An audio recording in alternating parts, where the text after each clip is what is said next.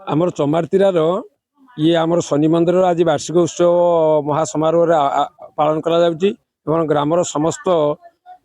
ग्रामवासी अति श्रद्धार सहित ये कार्यटी को सफल करिवारे सहायक होइचंती एवं आमर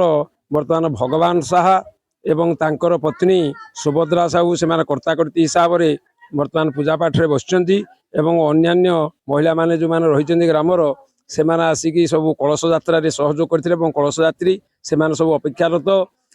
आउ आमर वार्षिक उत्सव ये शनि मंदिर वार्षिक उत्सव ग्रामवासी तरफ एवं श्रद्धालु भक्त मान तरफ अति